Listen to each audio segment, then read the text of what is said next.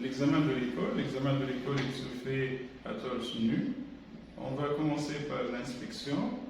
L'inspection de s'il y a un œdème ou bien un gonflement de l'épaule, s'il y a une amyotrophie de la fosse supraépineuse, s'il y a une déformation ou bien une saillie osseuse anormale au niveau de l'articulation acromio-claviculaire, s'il y a une déformation ou bien une position anormale au niveau de l'articulation humero-scapulaire.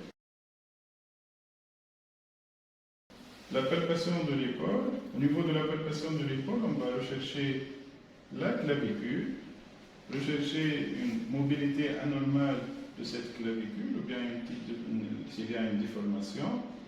On va palper l'acromion, on va rechercher des signes douloureux ou bien des repères osseux douloureux. On va compléter par l'examen, par la palpation du rachis cervical, des épineuses ou bien des muscles pour rechercher des points douloureux. Pour les signes de conflit, on va commencer par le signe de NIR.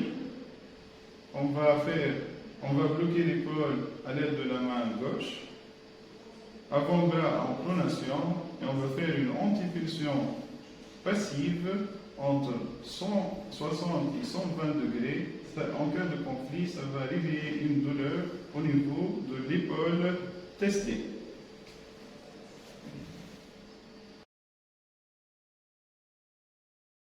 Le signe de Yukum, le patient va mettre la main sur l'épaule contralatérale.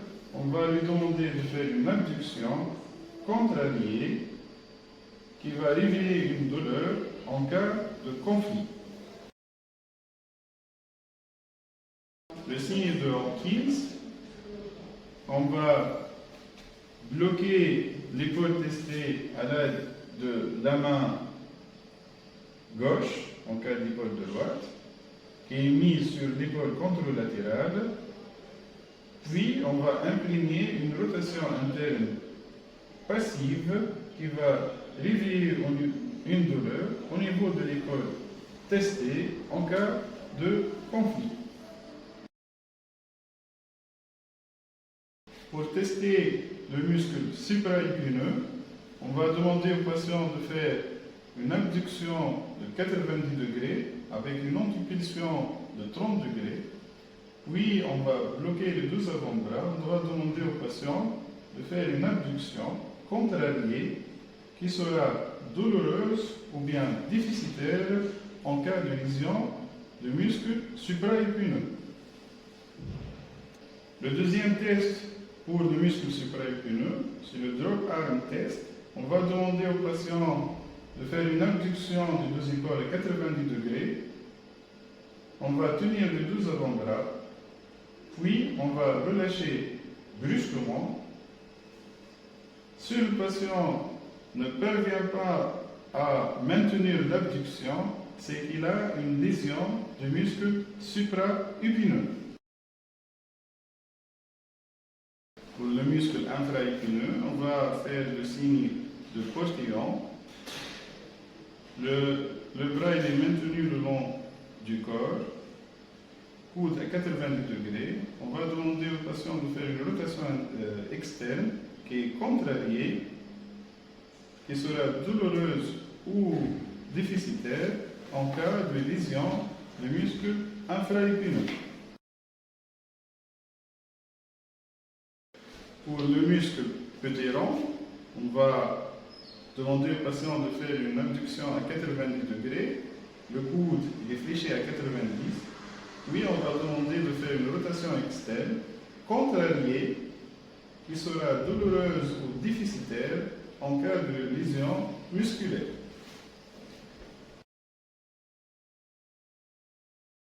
Pour tester le muscle subscapulaire, on va faire le lift-off test. On va mettre la main du patient dans le dos avec un coude fléché à 90. On va bloquer la main contre les épineuses et demander au patient de décoller sa main. Ça sera douloureux ou déficitaire en cas d'impossibilité d'effectuer ce test.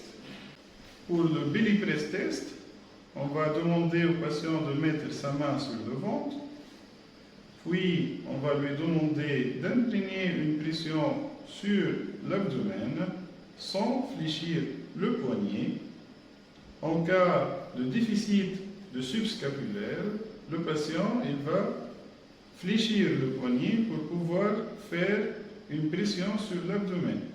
Pour le beer hack test, le troisième test, le patient va mettre sa main sur l'épaule contralatérale.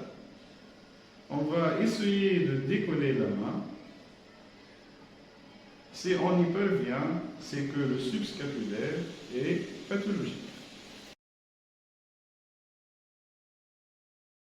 Pour tester le chef-long du biceps, on va faire le Palmat test, abduction de 20 degrés de l'épaule, une antipulsion entre 60 et 90 degrés, avec la paume de la main qui regarde en haut, et on va demander au patient de faire une antipulsion contrariée, qui sera douloureuse en cas de pathologie de la longue portion du biceps. Pour le signe de Wilkinson, on va demander au patient de coller son bras au niveau du thorax avec coude fléchi à 90 degrés et pronation complète.